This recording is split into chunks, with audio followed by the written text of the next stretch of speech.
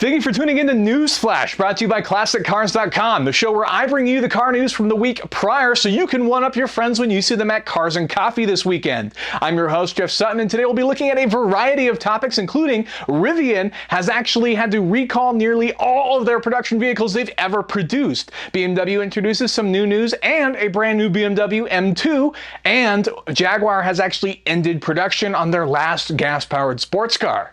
Stay tuned.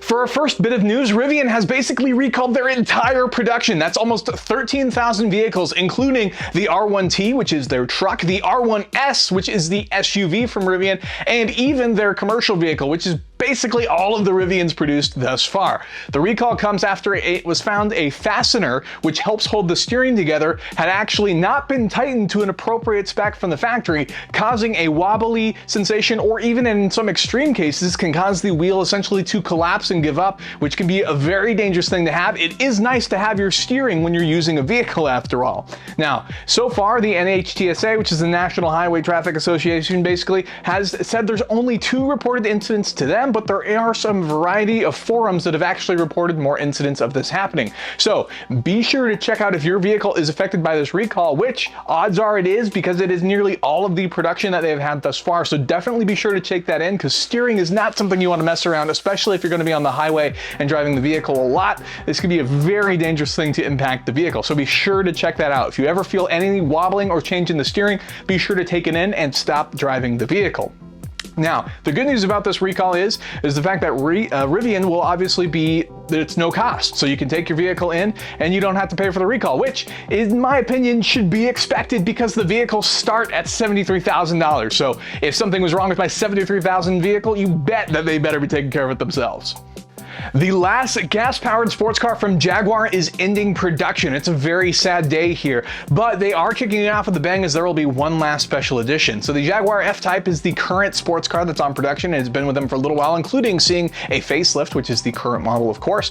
And now the 75 reference for the special edition is, of course, referencing 75 years since the original Jaguar XK120, which is an absolutely beautiful car. It looks fantastic, but the FType will, of course, be reminiscent of that XK120, with a lot of special badging, stainless steel interior options, and all sorts of things like that. Special badging to denote it, which is available on both the standard option at 444 horsepower, and if it's, of course, available on the R spec, which is the higher performance one, which puts out around 575 horsepower. So you can have it on both cars, which is a little bit unusual because typically when we see special editions, they're usually only available on some of the higher trim premium options. Now, one of the interesting parts of where this comes from is Jaguar has already made an announcement that they're planning on being an all-electric luxury brand by the year 2025. So unfortunately what that means is we're probably not going to see any more interesting sports cars from them. Potentially there could be an electric sports car, but for now it looks like they're really focusing on that electric luxury brand title, which is really depressing. So if you've always wanted to buy a Jaguar F-Type, be sure to check that out. And the new ones are all-wheel drive with this facelifted generation, because the early ones are a little bit squirrely with all that horsepower directed to those rear wheels. So be sure to check that out if you're interested in that. It also comes with a brand new color option called Giola Green. Hopefully I'm not murdering that, which is a metallic paint. It looks very good. A lot of the press pictures for this new car were announced that way, along with some special black wheels or even some gold wheel options and things like that, just general special packages. Now the car can start for as little as somewhere in the neighborhood of around $75,000, go all the way up to $111,000 for the top trim model of this special 75 edition. So if you've ever wanted an F-Type, now is the time to purchase one, and they're kicking it off with a bang with this special 75 edition. In a strange move by BMW has announced that they will be adding games to the in-car infotainment system. BMW has teamed up with startup Air Console to start adding video games to the basically infotainment system inside of the BMW. BMW says that these games will actually run within the xDrive system and allow the users to be able to play casual, fun games and even multiplayer games while using their smartphone for the controller. This comes as a really interesting move from BMW, as it feels like BMW is trying to out Tesla, which is is a very strange move. I don't know why BMW would head in that direction, but nonetheless, this seems to be the direction they're choosing to go in. One important key difference here is the fact that Tesla will actually let you use the steering wheel to play the games on their infotainment system. So it's strange to me that BMW hasn't looked into anything like that to include another form of entertainment, because what if you don't have your cell phone or don't want to use your cell phone while you're waiting in the car and want to play your games? The important announcement is that they haven't told us which games or what the situations for how you can be able to play the games has been announced yet, but let's hope it's a safe and responsible one. And it's a very strange move from BMW in my opinion, but nonetheless, here we go, video games and BMWs.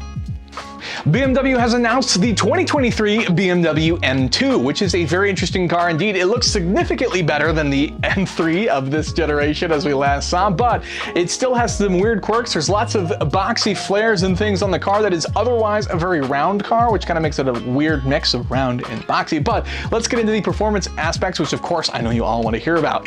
Power comes from the same S58 3-liter turbocharged inline-six that you can find in other M models. Now in this package with the M2 standard, it starts at about 453 horsepower, which is 48 horsepower more than the last M2, 9 horsepower more than the last CS, but more importantly, it's only 20 horsepower less than the base M4, which is very impressive indeed, because that means this little quick car here puts out quite a bit of horsepower to the rear wheels, making it a very formidable opponent on the track. Now, what's really cool about this is that standard, the car actually comes with a 6-speed manual transmission. Yes, BMW is on team save the manual, so that's very exciting news indeed as far as it goes. There is an automatic version available, but let's be honest, you don't want that transmission. Now, the only thing that's a little bit questionable about the car is the fact that the car does weigh in a little over 3,800 pounds for the manual, and the automatic's a little bit heavier than that, which is a little heavy for a smaller two-door sports car, but nonetheless, that is a lot of horsepower, so I'm sure it'll still move pretty quick nonetheless.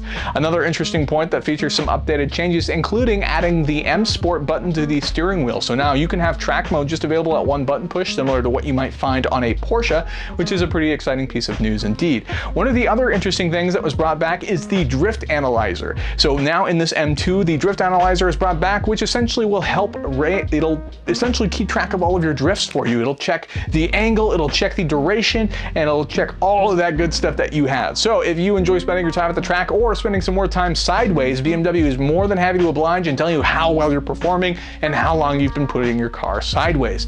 It features a very interesting variety of technologies and improvements, and it does have all these heavy window screens and everything, which I think does contribute to a lot of the heavy weight that we're seeing in the car. It is modern screen, a lot of stuff like you find in the 7th generation Mustang even. Now, this car does start out about $63,000, which is up there, but it is also pretty affordable considering everything you can get in the car indeed, and from where we've seen other BMWs priced in the past. So it's a pretty cool car. I think it's exciting with how competitive it is to even some of the other bigger cars and generally considered more powerful BMWs in the market, but it's a super cool car indeed, and it's always cool to have more performance cars with manual transmissions.